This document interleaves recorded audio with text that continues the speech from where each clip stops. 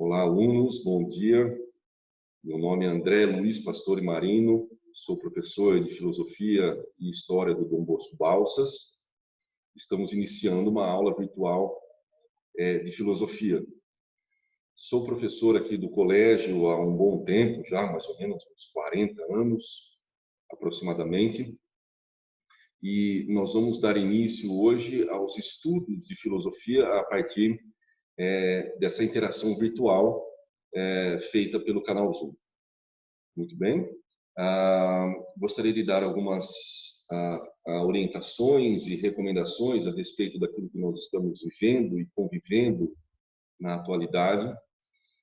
Talvez não havíamos pensado sobre aquilo que ocorre hoje entre nós, esse processo de pandemia que afeta a milhões de pessoas, né, a bilhões, na verdade, de pessoas, e algumas recomendações da OMS, algumas recomendações governamentais dão conta de que nós não podemos, ou devemos, na verdade, evitar contato entre nós.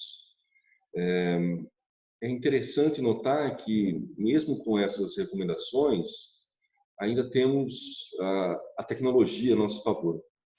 Pensem, eu, há 30 anos atrás, jamais imaginaria interagir dessa forma, né? Até porque, na minha época, quando eu assistia os Jetsons, a família Jetson, nós víamos algumas ferramentas como essa que nós estamos utilizando hoje, achávamos aquilo bizarro, né?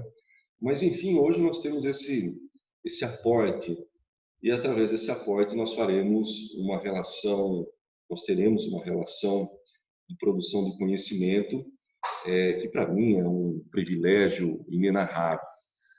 Meninos, eu vou começar a tratar com vocês hoje, inicialmente, com o primeiro ano do ensino médio, da onde nós paramos em relação às aulas presenciais. O tópico que nós vamos trabalhar, o título que nós vamos trabalhar hoje, é justamente o capítulo 3 da nossa apostila, cujo título é Do Cosmos ao Antrófos. Para que nós tenhamos uma didática muito parecida com aquilo que nós tínhamos em sala de aula, eu vou abrir aqui para vocês um slide. Esse slide nos acompanhará ao longo do processo de exploração das nossas ideias em conjunto, né, aqui durante as nossas aulas.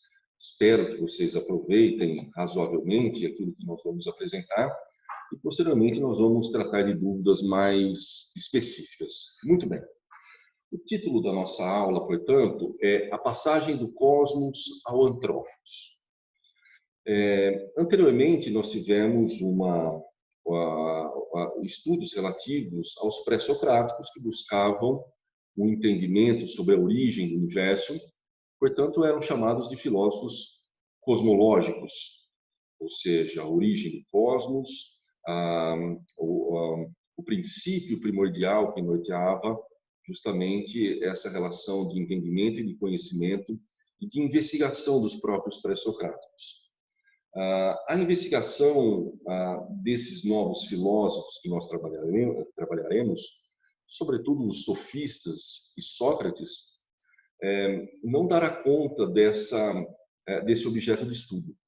Na verdade, os sofistas e Sócrates estudarão o homem, a constituição humana em sua essencialidade. Antes de nós identificarmos a posição desses filósofos, nós temos que entender razoavelmente qual era o contexto histórico na qual nós estamos investigando. Vejam, durante o período clássico da Grécia Antiga, nós tivemos uma relação muito peculiar ou particular em algumas cidades-estado gregas. As polis gregas, nesse momento, sobretudo Atenas, eram metrópoles, de acordo, evidentemente, com o potencial e o tamanho daquilo que apresentavam essas cidades naquele momento histórico. E a complexidade das relações humanas nesse ambiente, sobretudo nos aspectos políticos, nos aspectos econômicos, farão com que as investigações desses filósofos se consolidarão na figura do ser humano. Quem é essa figura ideal que deve ser representada na polis? Como esse sujeito deve ser analisado e qual é o seu papel? Qual é a idealização desse sujeito dentro de um ambiente cosmopolita como a de Atenas durante esse período histórico? Então, os assuntos a serem debatidos, os assuntos a serem identificados pelos filósofos, são justamente esses que estão colocados a vocês no slide. A investigação se dará numa relação do que seria a verdade nesse momento, que aspecto moral deveria nortear o indivíduo durante esse processo e quem sou eu, afinal, dentro desse ambiente cosmopolita, dentro desse ambiente recheado de interações, de complexidades, qual é o meu papel dentro desse ambiente social, e isso será o norte das nossas investigações. Começaremos a analisar esse processo a partir dos sofistas. Vejam, o título novamente que foi colocado para vocês aqui identificam a nós a ideia de antropologia filosófica. O que seria uma antropologia filosófica? Se nós identificarmos a semântica da palavra, antropo, nós vamos identificar como homem, logia, o estudo do homem. Então, a configuração filosófica nesse momento dará conta de uma investigação acerca do que é o homem. É mais ou menos o que nós estamos vivendo hoje. Veja que interessante. Até a pandemia, nós tínhamos uma identificação de quem era o sujeito humano, como ele deveria se portar, quais as habilidades, quais os aspectos moral e ético que deveriam ser exercidos por esse homem até a pandemia. Durante e após a pandemia, nós temos uma nova configuração de quem é esse homem. Quais são as identificações que tratam desse novo homem? Como que nós caracterizaríamos esse novo homem? Que aspectos moral e ético deveriam estar presentes nesse novo homem? E assim, nós temos uma correlação do que seria a antropologia filosófica naquilo que nós identificamos hoje desse homem pós-pandemia e daquilo que nós identificaríamos do homem grego, dentro desse ambiente complexo, desse ambiente cosmopolita que se deu durante o período clássico na Grécia Antiga. Muito bem? Começaremos com os sofistas, meninos. Quem eram os sofistas? Sofistas é uma espécie de sábios gregos. É interessante analisar, também fazendo uma correlação que nós temos hoje. Hoje nós temos uma série de sábios que aparecem na internet, sujeitos potencialmente bizarros, né, que divulgam suas ideias nas redes sociais como se fossem sábios, né? Mas na verdade os sábios que nós estamos falando, os sofistas na Grécia Antiga, eram homens que buscavam ensinar de alguma maneira ou passar o seu conhecimento sobre aspectos ligados à retórica e à oratória. O que são a retórica e a oratória? A retórica é o modo de expressão, o modo que o meu corpo expressa uma ideia a outro sujeito, aos seus interlocutores. E a oratória é a capacidade de persuasão, de convencimento que essas palavras têm em relação aos meus interlocutores. E por que os sofistas eram tão indispensáveis nesse período histórico? lembrem-se que durante o período clássico, sobretudo em Atenas, nós estávamos vivendo a chamada democracia grega. E na democracia grega, o cidadão ateniense, ele participava diretamente das decisões do Estado.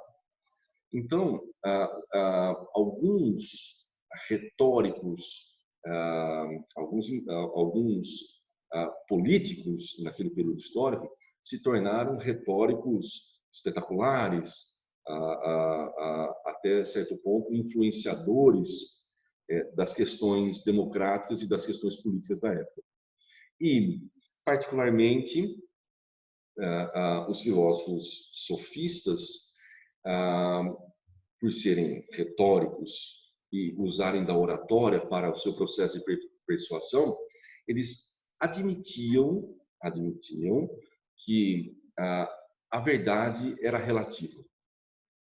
A verdade, portanto, para os sofistas, ela não era absoluta, visto que, dentro de uma democracia, um debate entre o sujeito A e o sujeito B, evidentemente haverá um momento que um deles se sobressairá.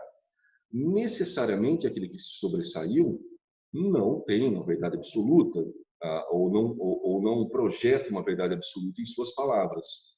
O que ocorre, naturalmente, é que este que se sobressaiu, ele conseguiu expressar as suas ideias de uma forma mais convincente, de uma forma mais elaborada, com uma retórica ou uma presença de espírito muito mais intensa e com uma oratória, um jogo de palavras muito mais efetivo, o que fez com que ele prevalecesse sobre o outro. Isso não quer dizer que ele tenha a verdade absoluta, que ele detenha a verdade absoluta. Portanto, filósofos como Gorgias e Protágoras, eles eram filósofos sofistas e também filósofos relativistas. O relativismo, portanto, nos dá conta de que não há uma verdade absoluta expressa em uma ideia. Nós não podemos chegar jamais a uma verdade absoluta. Protágoras, ele dizia o seguinte: veja, as várias formas de entendimento humano, elas são evidentemente controversas. Imaginamos uma discussão religiosa entre católicos, muçulmanos, budistas e hinduístas. São pontos de vista extremamente divergentes ou, em alguma medida, contraditórias. Quem está correto, afinal de contas, entre eles? Percebam, então, que as várias formas de entendimento humano, ao final do processo de interação entre elas, elas se tornam relativas. Para cada um, há uma verdade específica. Portanto, Protágoras, ele admitia que havia um relativismo, sobretudo no seu aspecto cultural, no seu aspecto de relações de entendimento sobre a realidade. Protágoras deixou uma frase muito interessante que dá conta desse processo de relações de investigação durante o período antropológico, que é o homem é a medida de todas as coisas. Significa que é a partir da relação do homem, das suas convicções, que nós teremos uma projeção da verdade. Hoje, em tempos de pandemia, isso está mais do que evidente, né? O Brasil, assim como o mundo e outras partes, estão polarizadas, né? Há uma divergência ao que nós devemos dar prioridade à saúde, à economia, e nós temos pontos de vista extremamente conflitantes e, portanto, há um relativismo nas relações de entendimento, até mesmo sobre a pandemia. Muito bem. É interessante notar também que a falta de um critério sobre a verdade é evidente que trará outras posições a esse respeito, e o filósofo que determinará essa nova posição, defendendo que é possível sim chegar a uma verdade absoluta, esse sujeito é Sócrates. Sócrates era um crítico veemente dos chamados sofistas. Sócrates diziam que eles eram enganadores, que eles eram manipuladores, assim como nós, professores, né? Que tentamos convencê-los ou convencer os alunos de que tudo aquilo que nós estamos dizendo é uma verdade, perdão, tudo aquilo que estamos dizendo faz sentido sobre essa realidade. Sócrates era um filósofo que migrava pelas ruas de Atenas, fazendo perguntas e questionamentos aos habitantes dessa cidade, e era, sobretudo, um entusiasta do conhecimento humano. Nós chamamos Sócrates de um filósofo das ruas, pois as suas investigações filosóficas, elas se davam corpo a corpo, elas se davam em meio às praças públicas. Sócrates fazia algumas perguntas aos seus interlocutores, no sentido de deixá-los até mesmo embaraçados sobre a questão do conhecimento. Por exemplo, perguntava-se imediatamente a uma pessoa, Sócrates dizia a ela, me responda se você já amou. Essa pessoa invariavelmente dizia que sim, já amei, sim, já amei. Então Sócrates imediatamente perguntava a ela, mas então o que é o amor? Essa pessoa embaraçada tinha alguma dificuldade em expressar o que é o amor. Uma vez apresentada essa dificuldade, Sócrates começava a desconstruir a ideia desses sujeitos, mostrando a eles que eles nada sabiam. Portanto, Sócrates, além de ser um entusiasta, era um provocador das relações de entendimento e de conhecimento sobre si mesmo e sobre a sua realidade. Vejamos algumas características da filosofia socrática. Eu coloquei uma frase em exposição para nós identificarmos um ponto fundamental na filosofia de Sócrates.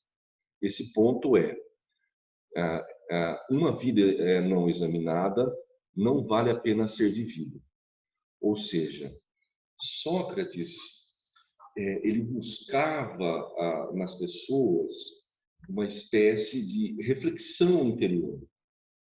E essa reflexão interior, ela deveria ser feita e dada através da filosofia, um processo de questionamento das nossas próprias consciências. Isso faria com que cada vez mais nós pudéssemos aprimorar aquilo que nós temos de mais fundamental em nós, que é o conhecimento. Esse aprimoramento do conhecimento, que ele chamava de aprimoramento da alma ou do cuidado da alma, nos tornaria muito mais zelosos pelas relações humanas, muito mais entendedores da nossa realidade e muito mais coniventes com outras ideias, com outras percepções, para que nós pudéssemos conviver de um modo pleno dentro de um ambiente social.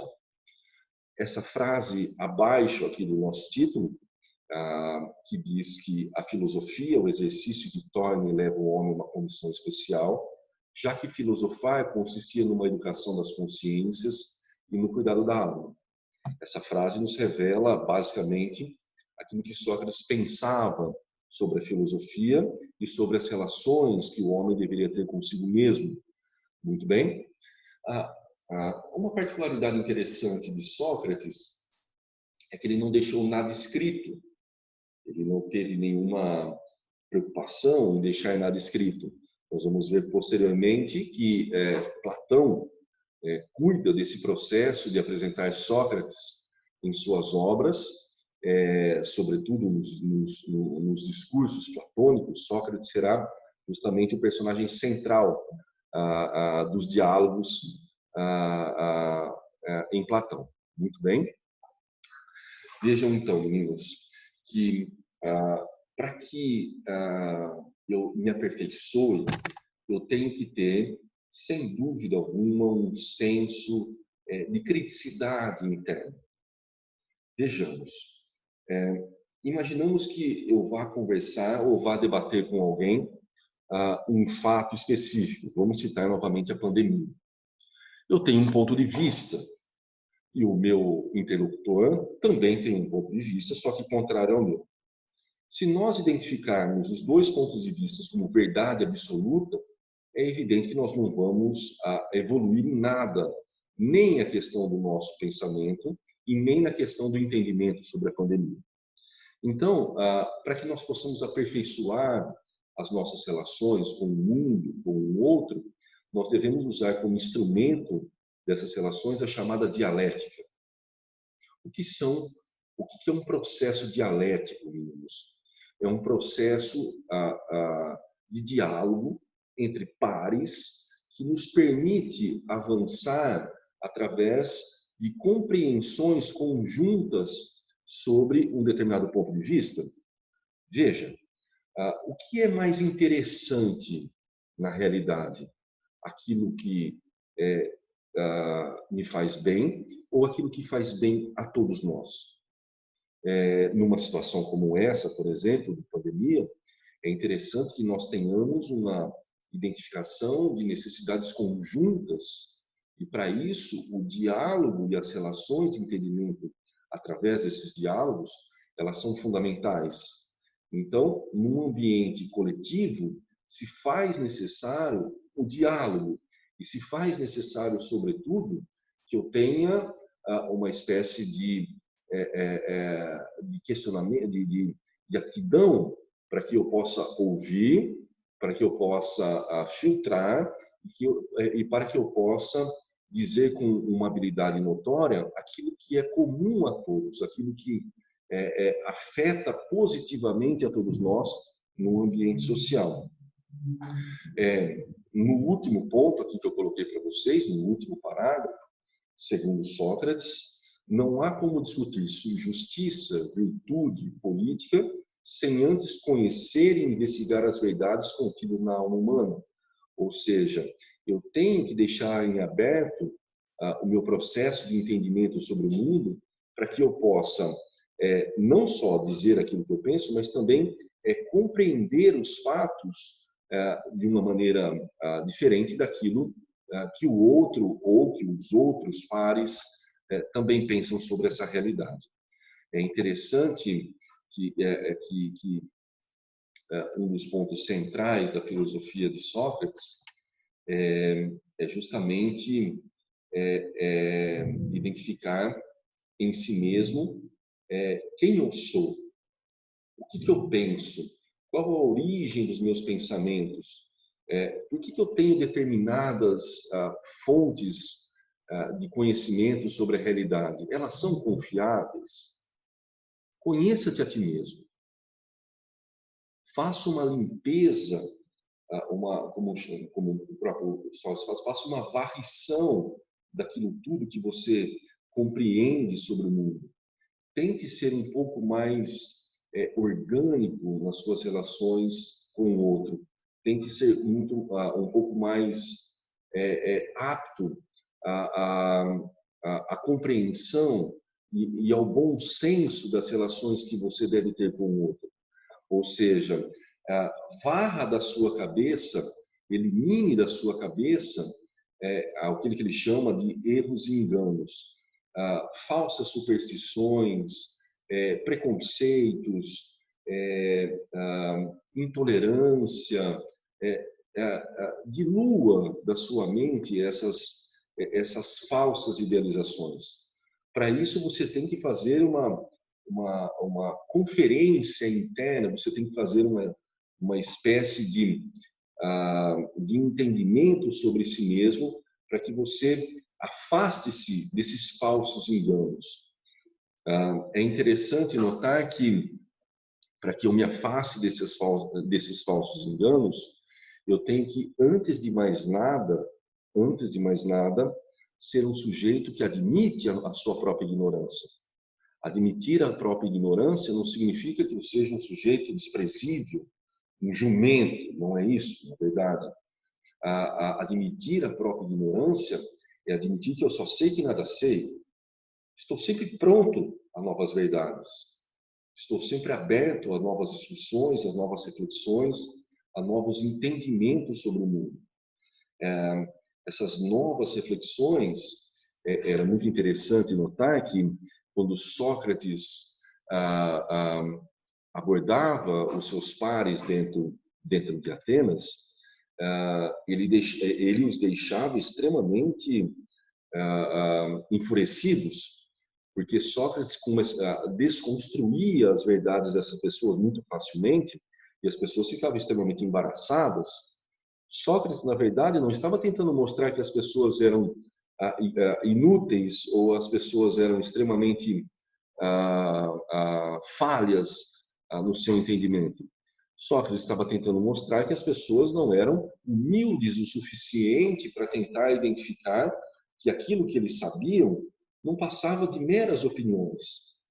A verdade, ela deve ser uma conquista lenta e gradual. Para isso, eu devo, sem dúvida alguma, ter em mim uma abertura sobre as questões que são debatidas entre as pessoas e ser, sobretudo, um sujeito empático com as novas ideias que me são dadas. Muito bem? Uma vez feito isso, uma vez espontaneamente admitido a sua própria ignorância, você evidentemente está apto a novas conquistas e idealizações do conhecimento. Então, através do diálogo e das junções de vários aspectos do entendimento da realidade, nós deixamos para trás marcas em nós que são marcas de intolerância, de preconceito, que basicamente, como exemplo, nós temos a própria realidade em que nós estamos vivendo hoje. O Brasil é um país basicamente polarizado hoje entre grupos que se odeiam, que se maltratam, que se perseguem.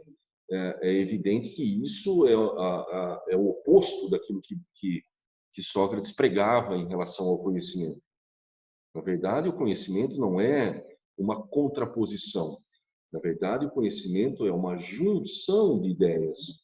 E essa junção de ideias se faz com empatia.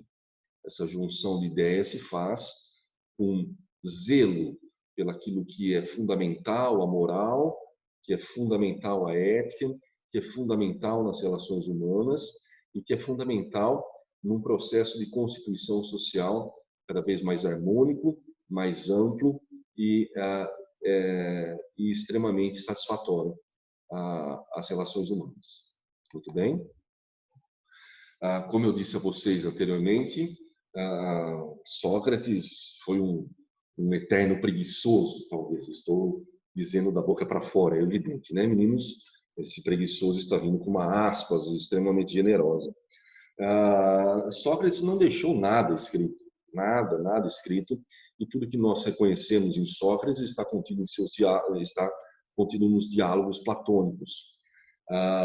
Os diálogos platônicos trazem algumas marcas da figura socrática e identificam os pontos de vista de Sócrates a respeito de alguns temas essenciais. Eu vou apresentar alguns deles para vocês aqui para vocês. Cada um desses nomes que aparecem, cada um desses títulos que aparecem para vocês, são justamente os diálogos de Sócrates com esses personagens. No caso, esse primeiro personagem é Eutífron. Eutífron, quando dialoga com Sócrates,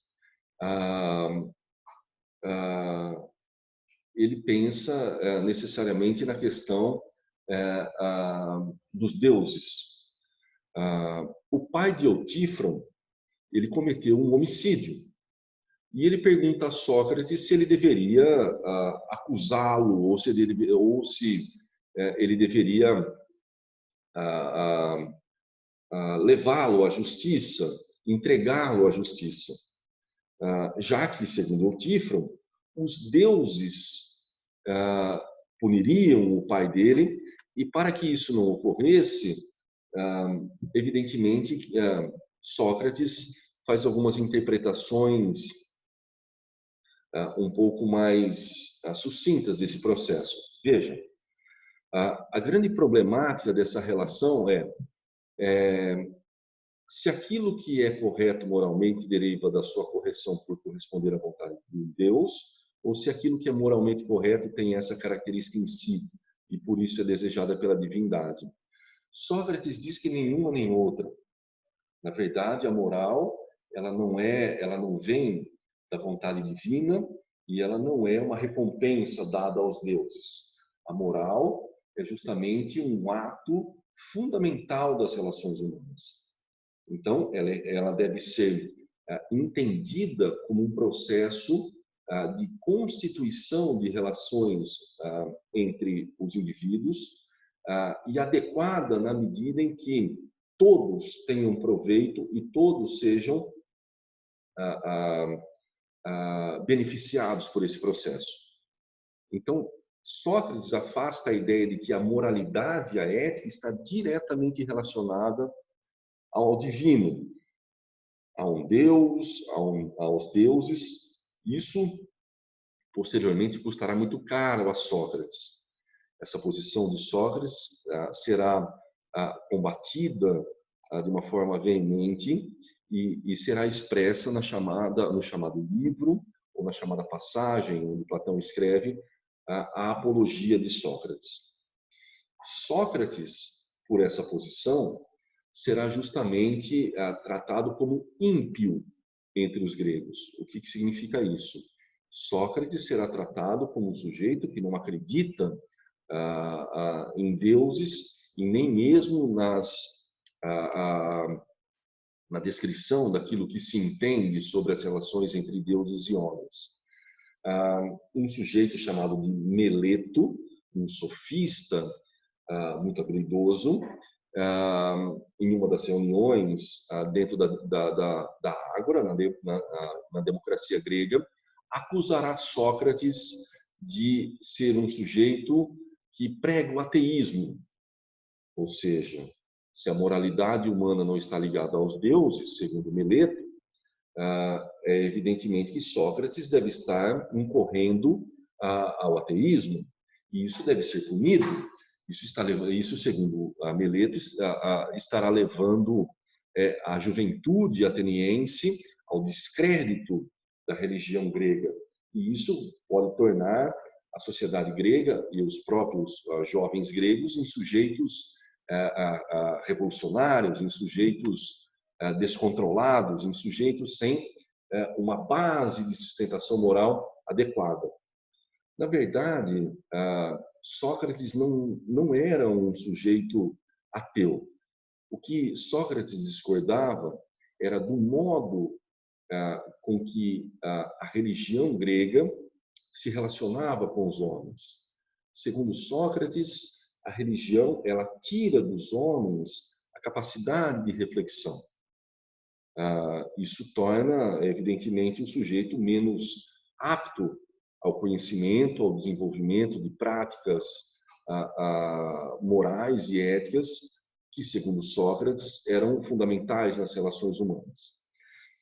Na medida em que Sócrates afirma tem essa postura, nós veremos que cada vez mais Sócrates se embaraça ou entra em conflito com os gregos nesse momento.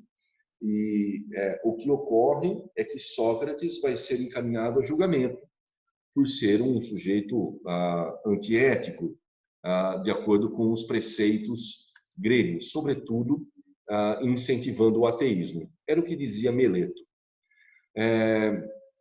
É interessante notar que o julgamento de Sócrates se dá em praça pública e, ao final desse processo, Sócrates acaba sendo julgado e condenado. E a condenação que Sócrates terá é justamente da condenação à morte. Isso é evidente que, para muitos daqueles que o apoiavam, para muitos daqueles que o seguiam, para muitos daqueles que o identificavam como um sábio, como Platão, por exemplo, será uma grande perda. Veja que nós estamos vivendo na democracia grega. E Sócrates, obviamente, tinha sua própria opinião, tinha sua própria convicção sobre alguns pontos de vista. Parece até um paradoxo, mas Sócrates, na democracia grega, será condenado por ter sua própria opinião. Isso é uma situação bastante inusitada na história da humanidade. Mas o fato é que Sócrates será condenado a beber cicuta, um veneno que rapidamente tiraria a vida de Sócrates. O último diálogo que Sócrates terá é com Críton. Críton é um seguidor de Sócrates, da filosofia socrática, e Críton tenta, de alguma maneira, convencer Sócrates de fugir para algum lugar onde possivelmente Sócrates poderia não ser penalizado pela morte. Sócrates convence Críton de que isso não será feito, pois se Sócrates ele mesmo fugir, ele estaria, obviamente, desrespeitando ou se afastando da sua própria filosofia. Sócrates que defendeu a moral, a ética, de uma forma veemente, a posição, a postura de um homem ideal, idealizado dentro da polis grega, jamais poderia desrespeitar a sua própria filosofia. Se ele fugisse, evidentemente que ele estaria se afastando da justiça. Se os homens gregos passaram a admitir que Sócrates deveria ser condenado à morte, e isso é o que Sócrates entende como justiça, ou os próprios gregos entendem como justiça, Sócrates deveria aceitá-la. Ou seja, Sócrates, até o fim da sua vida, defendeu a justiça, a moral, a ética, a relação de sabedoria que um homem deveria ter consigo mesmo.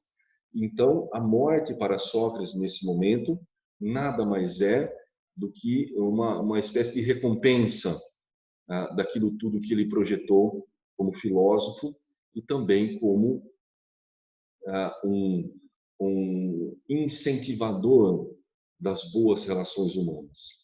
Se é isso que os gregos desejavam a ele, os gregos teriam a própria morte de Sócrates. E Sócrates acaba não cedendo a Críton, acaba não fugindo da sua responsabilidade de beber cicuta, e assim que o bebe, ele acaba falecendo. Platão fará uma série de críticas à democracia grega, fará uma série de críticas ao grego pelo fato da sua intolerância, pelo fato dos gregos serem intolerantes com as ideias socráticas, e isso será posto posteriormente em outras obras de Platão. Muito bem, meus anjos, era isso que eu queria passar para vocês. Estaremos juntos posteriormente também no WhatsApp. Nós temos o nosso grupo, e qualquer dúvida a respeito dessa aula, eu ficarei à disposição. Eu gostaria de passar para vocês, como tarefinha dessa nossa aula, a página 43 da nossa apostila, Filosofia e Sociedade, e também o Praticando, da página 44 e 45. Após vocês fazerem essas duas atividades, justamente para sexta-feira, na próxima semana, eu vou estar no WhatsApp tirando todas as dúvidas, e eu gostaria que vocês enviassem para o meu e-mail essas atividades como forma de aproximação, ou como uma forma de produção de conhecimento recíproca entre nós. Portanto, meninos, mandem esses dados para o meu e-mail, para o balsasjaú@gmail.com, balsasjaú tudo junto, tá? E aí nós, na sexta-feira, até sexta-feira, na sexta-feira nós faremos uma discussão mais aprofundada dessa tarefa e também da aula que foi apresentada para vocês. Tudo bem? Um beijo, um grande abraço para vocês e estudem, meninos!